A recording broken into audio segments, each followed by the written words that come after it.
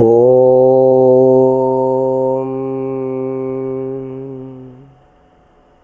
అందరికీ నమస్తే. ఈరోజు వేదమంత్రము ఓం పృథక్ ప్రాయన్ ప్రథమా దేవహుతయో అకృణ్వత శ్రవస్యాని దుష్టరా నయేషే కుర్యగ్నియాం నావమారుహ మీర్వైవతే న్యవిష్యంత కేపయః. ఋగ్వేదము అథర్వవేదము రెండు వేదములలో ఈ మంత్రము పరమాత్ముడు తెలియజేశాడు. భావము: సోదరులారా, ఈ సంసార సాగరము నుండి తరింపచేయగలుగునది యజ్ఞమయమగు నౌక ఒక్కటియే. భగవంతుడు తెలియజేస్తున్నాడు. సోదరులారా అంటే జీవులందరినీ ఆ విధంగా సంబోధిస్తున్నాడు. మానవులను సోదరులారా, మీరు ఈ సంసార సాగరము నుండి తరింప చేయగలుగునది యజ్ఞమయమగు నౌక ఒక్కటియే. అట్టి యజ్ఞకర్మ చెయ్యకున్నచో మనుష్యత్వము నుండి ఉన్నతిని పొందలేము సరికదా. మనుష్యత్వమును కూడా దక్కించుకొనలేక అధః పతితులమై నీచమగు పశుత్వమును పొందుదుము. అయితే ఈ యజ్ఞం అనేటటువంటి కర్మ చేయకపోతే ఇక మనం మనుష్యత్వమును కూడా దక్కించుకోలేము. అక్కడి నుండి దిగజారి అధః పతితులమై నీచమగు పశుత్వమును పొందుదుము. అంటే ఇక్కడ భగవంతుడు ఏం చెప్తున్నాడంటే, మానవుడు యజ్ఞకర్మ చేయకపోతే అతను ఈ సంసారం అనేటటువంటి ఈ యొక్క సాగరమును దాటలేడు. మరి ఈ సంసారం అనేటటువంటి సాగరాన్ని దాటాలంటే ఈ యజ్ఞం అనేటటువంటి నౌక ఆధారం చేసుకోవాలి. ఈ కర్మ చేయకపోతే ఇక అతను మనుష్యత్వమును కూడా కాపాడుకోలేడు. అతనిలో పశుత్వం అనేది వస్తుంది. యజ్ఞము చేయని వానిలో పశుత్వము ఉంటుంది. అంటే దేవగుణాలు లభించవు.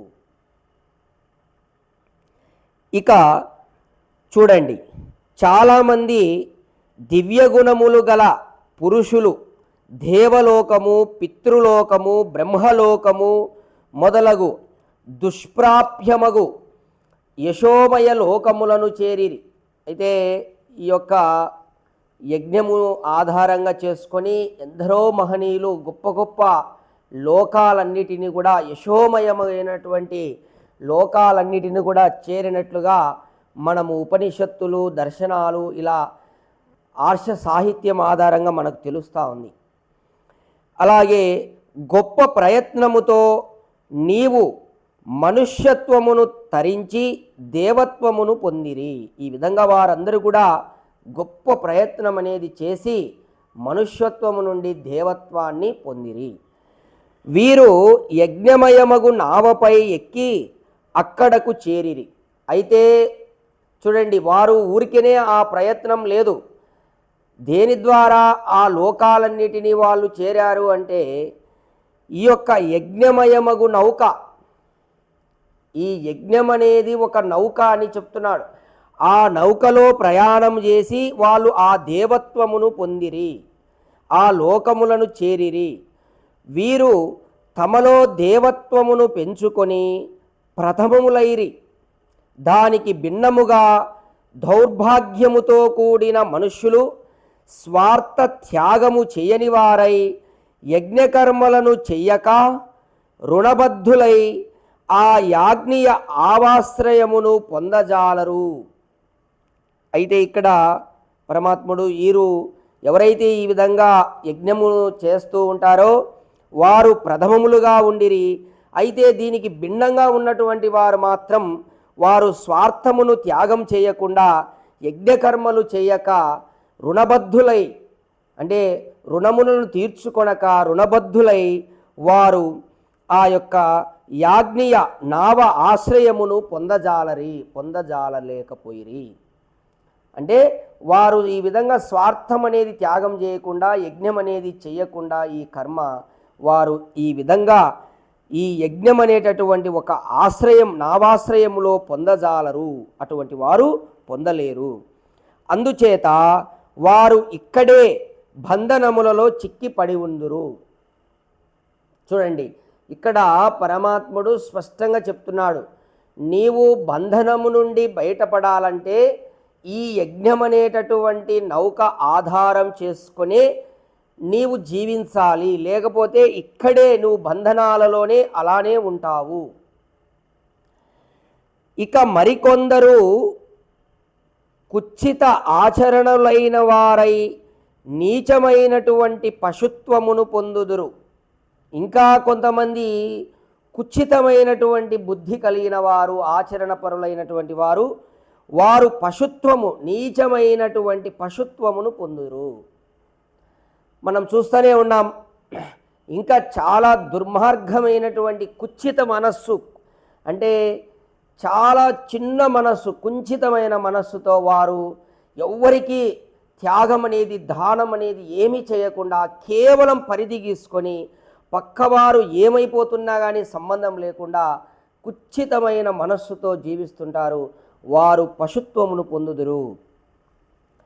అట్టివారు తిరిగి పవిత్రులగుట మిక్కిలి కష్టం. అయితే అటువంటి వారు పవిత్రులు కావడం అనేది చాలా కష్టం. అంటే కుచ్చితమైన మనస్సున్నవాడు పవిత్రుడు కావడం అంటే అంత ఈజీ కాదు, చాలా కష్టము. ఇక చూడండి, మనుష్య జన్మమును పడసినటువంటి వారు స్వార్థ త్యాగముతో ఈ మాత్రమైన యజ్ఞకర్మ ఉనర్చిన రుణబద్ధులు కాకుందురు. అయితే మనుష్య జన్మ పొందినటువంటి వారు కనీసం ఈ విధంగా యజ్ఞం స్వార్థ త్యాగముతో ఈ మాత్రమైనటువంటి యజ్ఞకర్మ చేసినప్పటికీ కూడా వాళ్ళు రుణబద్ధులు కాకుందురు. అంటే వారికి రుణం అనేది తీరుతుంది, రుణంలో ఉండరు అనే విషయంగా తెలియజేస్తున్నాడు. మనము తల్లి, తండ్రి, గురువు, సమాజము, రాష్ట్రము, మనుష్యత్వము, ప్రకృతి మాత, పరమేశ్వరుడు మున్నగు వారి యొక్క రుణముల నుండి విముక్తులము కావలయునన్న స్వార్థమును విడిచి నిత్యము హవనము చేయవలయును. చూడండి, ఇక్కడ పరమాత్ముడు స్పష్టంగా చెప్తున్నాడు, మనము ఎంతోమందికి రుణపడి ఉన్నాం. తల్లి, తండ్రి, అలాగే ఈ సమాజానికి, అలాగే ప్రకృతి, అలాగే పరమేశ్వరునికి, ఇలా ఋషులకు ఎంతోమందికి రుణపడి ఉన్నాం. మరి ఆ రుణము నుండి మనము బయటపడాలి, రుణబద్ధులము కాకుండా ఉండాలి అంటే మనము ఈ యొక్క యజ్ఞకర్మ చెయ్యవలయును అని పరమాత్ముడు తెలియజేస్తున్నాడు. ఈ యొక్క రుణముల నుండి విముక్తులము కావలయునన్న ఈ యొక్క యజ్ఞకర్మము చేయవలెను. అయితే ఎలా చేయాలి? స్వార్థమును విడిచి చేయాలి. నువ్వు యజ్ఞము చేసేటప్పుడు కూడా స్వార్థముతో యజ్ఞము చేసినప్పుడు ఆ యజ్ఞ ఫలము నీకు లభించదు. కావున యజ్ఞము చేస్తున్నారు చాలామంది, సమాజకులలో కూడా చాలామంది యజ్ఞము చేస్తున్నారు, బయట కూడా యజ్ఞాలు జరుగుతున్నాయి, చాలామంది చేస్తున్నారు. పౌరాణిక బ్రాహ్మణులు రకరకాలుగా ప్రతి సంస్థలలో, ప్రతి గుడిలో యజ్ఞాలు జరుగుతున్నాయి. కానీ అక్కడ నేను గమనించింది ఏమిటంటే స్వార్థంతో చేస్తున్నారు. అంటే ఏదో ఒక ఆశతో, ఒక కోరికతో యజ్ఞం చేస్తున్నారు. అది యజ్ఞం కాదు. ఎక్కడ స్వార్థం ఉంటుందో అక్కడ యజ్ఞము కాదది. నువ్వు ఏం చేసినప్పటికీ కూడా అది ఫలితము నీకు ఇవ్వదు. ఎందుకంటే నువ్వు ఫలము కోరి చేస్తున్నావు. ఏదో ఒక ఫలితమును ఆకాంక్షించి కోరికతో యజ్ఞం చేసినప్పుడు ఆ ఫలితము నీకు దక్కదు. ఆ యజ్ఞము ద్వారా వచ్చేటటువంటి లాభము నువ్వు పొందలేవు. అది యజ్ఞమే కాదు.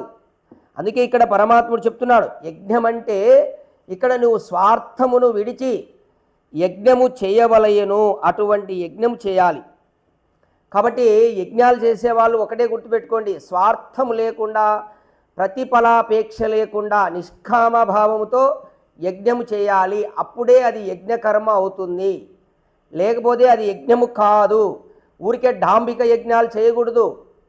ఎవరో చూడాలి, ఎవరో మెప్పు పొందాలి, ఇటువంటి డాంబిక యజ్ఞాలు, అలాగే అశ్రద్ధతో చేసే యజ్ఞములు, అంటే ఏదో చేయాలంటే చేయాలి అట్లా కాకుండా బాగా భక్తితో, శ్రద్ధతో, స్వార్థ త్యాగముతో, నిష్కామ భావముతో యజ్ఞం చేసినప్పుడే అది యజ్ఞకర్మ అవుతుంది. అటువంటి యజ్ఞకర్మనే నిన్ను ఈ సంసారము నుండి, ఈ యొక్క ఆ యజ్ఞకర్మనే నీవు ఒక నౌకలాగా ఈ సంసార సాగరం నుండి నిన్ను దాటవేస్తుంది తప్ప ఈ మామూలుగా చేసేటటువంటి తమోగుణ యజ్ఞాలు, రజోగుణ యజ్ఞాలు నిన్ను బంధనంలో వేస్తాయి. బాగా ఇది యజ్ఞం చేసే వాళ్ళందరూ గుర్తుపెట్టుకోవాలి. ఊరికి నేను యజ్ఞం చేసినా అంటే కాదు. ఏ భావనతో యజ్ఞం చేశావు? స్వార్థ త్యాగంతో చేశావా, నిష్కామ భావంతో చేశావా, అది నువ్వు చూసుకోవాలి. ఇక చూడండి, ఈ విధంగా పరమ ఆవశ్యకములగు పంచమహాయజ్ఞములను యథాశక్తితో చేయుచున్నచో యజ్ఞీయ నౌకపై ఎక్కగలిగిన వారమై దేవయాన లోకములు కాకుండా కనీసం పితృయాన లోకములనైనా చేరగలుగుదుము. చూడండి, ఈ విధంగా వేదాలలో, శాస్త్రములలో, స్మృతి గ్రంథాలలో చెప్పబడినటువంటి పంచమహాయజ్ఞములను తమ శక్తి కొలది యథాశక్తిగా చేయుచున్నచో ఈ యొక్క యజ్ఞమనేటటువంటి నౌకపై ఎక్కగలిగిన వారమై, అప్పుడు మనం ఆ యొక్క నౌక మీద ఎక్కి అటువంటి వారమై దేవయాన లోకములు కాకుండా కనీసం పితృయాన లోకములనైనా చేరగలుగుదుము. అంటే దేవదేవతలు అంటే మోక్షము కాకపోయినప్పటికీ కూడా పితృయాన లోకం అంటే మంచి స్థాయిలో ఉంటారు అనే విషయంగా ఇక్కడ తెలియజేస్తున్నాడు. మనుష్యత్వమును పోగొట్టుకొనకుందుము అంటే ఇక్కడ పితృయాన లోకం అంటే ఒక మనుష్యునిగా జీవిస్తావు. తర్వాత సోదరులారా, యజ్ఞమయ నౌక సిద్ధముగా ఉన్నది. కోరిక ఉన్నచో దివ్యమైనటువంటి స్వభావ ధర్మశీలురమై ఈ నౌక ద్వారా దుస్తరమైన ఈ సంసార సాగరమును తరించి జ్ఞాన ఐశ్వర్యమయమగు ఉన్నతోన్నత లోకములను చేరగలుగుదుము. అయితే ఇక్కడ ఈ యజ్ఞమనే నౌక సిద్ధంగా ఉంది. ఇక మనము కోరిక ఉన్నచో ఈ దివ్యమైనటువంటి స్వభావ ధర్మశీలురమై ఈ నౌక ద్వారా దుస్తరమైనటువంటి ఈ సంసార సాగరమును తరించి జ్ఞాన ఐశ్వర్యమయమగు ఉన్నతోన్నత లోకములను చేరగలుగుదుము. ఎంత అద్భుతమైనటువంటి పాయింట్ చూడండి. ఇక్కడ మనకు పరమాత్ముడు అదే ఇప్పుడు చెప్తున్నాడు. మనము దివ్యమైనటువంటి స్వభావముతో ధర్మశీలురమై ఈ యజ్ఞం అనే నౌక ఎక్కాలంట. అంటే ఆ యజ్ఞ కర్మ చేయాలి అటువంటి భావనతో. అప్పుడు నీవు చూడండి జ్ఞాన ఐశ్వర్యము మయమగు ఉన్నతోన్నత లోకములను చేరగలుగుదు. జ్ఞానముతో కూడినటువంటి అలాగే ఐశ్వర్యయుక్తమయమగు ఉన్నతోన్నత లోకములను చేరగలుగుదువు. లేదా మనకు ఈ నావలో స్థానము దొరకదు. చూడండి, ఇలా నువ్వు రెడీగా ఉంది యజ్ఞం అనే నౌక, నువ్వు చేయాలంటే నువ్వు చేయకుండా ఉన్నావంటే నీకు ఈ నౌకలో స్థానము దొరకదు. మరి చెడ్డ స్థితిలో పడి ఉండి నిర్లజ్జతో కుచ్చితము అపవిత్రములగు కర్మలు చేయుచు వానిలో సుఖమున్నదని తలంచుచు నీచాతి నీచమగు స్థానములను పొందుదుము. నీవు ఈ యొక్క యజ్ఞం అనేటటువంటి నౌక అయిన నీవు ఎక్కలేదనుకో, ఈ కర్మ చేయకపోతే ఏం చెప్తున్నాడు? ఈ చెడ్డ స్థితిలో పడి ఉండి నిర్లజ్జతో కుచ్చితము అపవిత్రమగు కర్మలు చేయుచు వానిలో సుఖమున్నదని తలంచుచు నీచాతి నీచమగు స్థానములను పొందుదువు. అంటే ఈ యజ్ఞమిన నువ్వు ఎక్కకపోతే, ఈ నావ ఈ కర్మ చేయకపోతే, ఈ యజ్ఞమయమగు నౌక ఎక్కకపోతే, దీన్ని చేయకపోతే నీవు చెడ్డ స్థితిలో ఉంటావు. ఎట్లా? నిర్లజ్జతో. ఇప్పుడు లోకంలో ఈ మందు తాగే వారికి, మాంసము తినేటటువంటి వారికి ఏమైనా సిగ్గు ఉందా? వారు ఆ సిగ్గు అనేదే పడడం లేదు. ఏదో ఆనందంగా చేస్తున్నారు, దాంట్లో సుఖం ఉంది, దాంట్లో బాగా డిన్నర్ డిన్నర్ అని ఎంజాయ్ చేస్తున్నారు, సుఖం ఉందని భ్రమపడుతున్నారు. కాబట్టి ఇక్కడ పరమాత్ముడు అదే చెప్తున్నాడు, నిర్లజ్జతో చేస్తారంట. నిర్లజ్జతో కుచ్చితము అపవిత్రములకు కర్మలను చేయుచు నీచాతి నీచమగు స్థానములను పొందుదురు. స్థానములు అంటే జన్మములు, మరి జన్మలు, నీచమైన జన్మలు పొందుతారు. కావున తిరిగి మనలను ఉద్ధరించు సమయము ఎప్పుడు వచ్చునో ఎవ్వరికి తెరుగదు. ఎవరు ఎరుగుదురు? ఎవరు ఉద్ధరిస్తారు నిన్ను? కాబట్టి నీవు తెలుసుకోవాలి.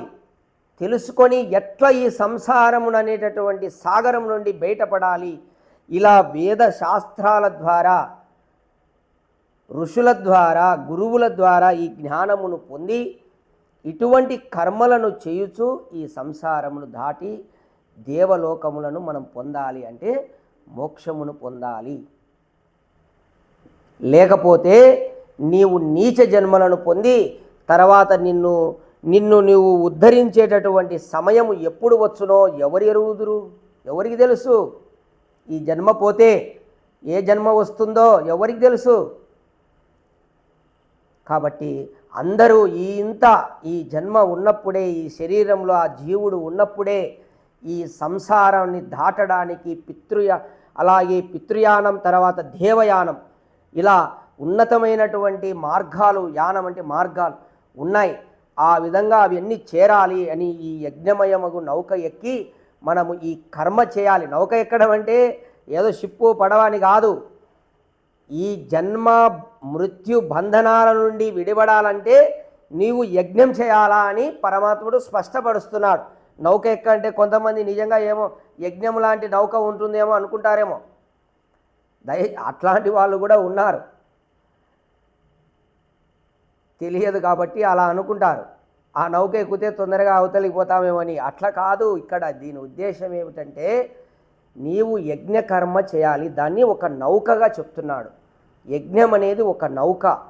అది నీవు నిత్యము స్వార్థం విడిచి భక్తి శ్రద్ధలతో ఈయన యజ్ఞం చేసినప్పుడు భగవంతుడు నిన్ను ఈ సంసార సాగరం నుండి తరింపచేస్తాడు అని తెలియజేస్తున్నాడు. అంటే మళ్ళీ జన్మ రావడం, మళ్ళీ మృత్యు పొందడం ఇది ఉండదు, నీవు ఉద్ధరిస్తావు అని ఇక్కడ ఇది తప్ప వేరే మార్గం లేదని చెప్పి స్పష్టంగా చెప్తున్నాడు. యజ్ఞమయమగు నౌక ఎక్కుతేనే నీకు ఉన్నతి చెందుతావు తప్ప ఇంకా ఏ రకంగా నీవు ఉన్నతి పొందలేవు. పశుత్వాన్ని పొందుతావు, నీచత్వాన్ని పొందుతావు. కావున మానవులారా, మీరందరూ కూడా ప్రతి ఒక్కరూ ఇప్పటికైనా కానీ మేలుకోండి, యజ్ఞం చేయండి. యజ్ఞంలోనే నీ ఉన్నతి ఉన్నది. నిత్యము నేర్చుకోండి. ఒక అరగంట సేపు పడుతుంది అంతే యజ్ఞం చేసేది. నువ్వు మనుషునిగా నువ్వు యజ్ఞం చేస్తేనే నీ ఉన్నతి ఉంది. లేకపోతే నువ్వు ఏదో నేను పెద్ద డబ్బులు సంపాదించిన, నాకు 4 కార్లు ఉన్నాయి, పెద్ద నా కోటీశ్వరుణ్ణి అని నువ్వు అనుకుంటే అది నీ ఉన్నతి కాదు. అది నువ్వు సుఖపడుతున్నావు అనుకుంటున్నావు, భ్రమాది. నీ మీద చాలా రుణబంధనాలు ఉన్నాయి. ఆ రుణబంధనాలు తీర్చుకోవడానికి ఈ పంచమహాయజ్ఞములు అనేటటువంటి ఈ యజ్ఞములు చేయాలి ప్రతి మనుషుడు. చేసి ఆ విధంగా మనము ఈ సంసార సాగరం నుండి తరించాలని చెప్పి పరమాత్ముడు మనకు యజ్ఞం అనే ఒక నౌక ఉంది. ఆ నౌకలో మీరు ప్రయాణం చేయండి, సురక్షితంగా చేరండి గమ్యాన్ని అని తెలియజేస్తున్నాడు. కాబట్టి అందరూ కూడా యజ్ఞమును నిష్కామభావముతో చేయాలి. నీ కర్తవ్యంగా చెయ్యి.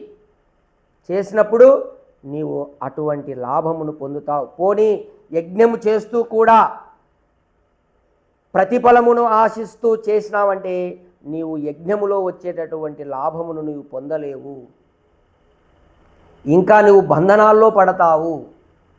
కాబట్టి యజ్ఞము చేసేటటువంటి వారు ప్రతి ఒక్కరూ ఎవరైనా సరే, అది ఆర్య సమాజికులైనా లేదు బయట చేసేటటువంటి వారైనా, నిష్కామ భావంతో ప్రతిఫలాపేక్ష లేకుండా నీవు నీ కర్తవ్యంగా భావించి ప్రతిరోజు హవనం చేయాలి. హవనం అంటే యజ్ఞం చేయాలి. చేసినప్పుడు ఖచ్చితంగా మీరు ఈ యొక్క సంసార సాగరం నుండి తరిస్తారని పరమాత్ముడు ఈ యొక్క వేద మంత్రము ద్వారా మనకు ఉపదేశం చేస్తున్నాడు. ఇంతకంటే ఉపదేశాలు ఉండవు. కాబట్టి మనం ఈ బంధనాల నుండి బయటపడి, లేకపోతే చెప్పాడు కదా, నీచత్వమును పొందుతాం. మనల్ని ఉద్ధరించేవారు ఎప్పుడు ఉంటారో, ఆ సమయం ఎప్పుడు వస్తుందో కూడా మనకు తెలియదు. కాబట్టి వెంటనే రెడీగా ఉంది యజ్ఞమయమగు నౌక అని చెప్తున్నాడు పరమాత్ముడు. నీవే సిద్ధం కావాలి. నువ్వు ఫస్ట్ నేర్చుకో. ఆర్య సమాజాలకు వచ్చి యజ్ఞం ఎలా చేయాలని నేర్చుకో. ఎక్కడున్నాయో ఎతుకులాడుకో. నీకు ఆకలి వేస్తే, దాహం వేస్తే నువ్వు పరిగెత్తుతున్నావు కదా ఆకలి దప్పికల కోసం, ఎక్కడున్నాయని ఎతుకులాడి. దీనికి ఎందుకు పరిగెత్తరు? దీనికి అలా పరిగెత్తి నేర్చుకోవాలి. నేర్చుకొని ఆ విధంగా నువ్వు స్వయంగా చేస్తూ ఈ సంసారం అనేటటువంటి సాగరమును దాటాలని చెప్పేసి తెలియజేస్తూ ఓం తత్సత్.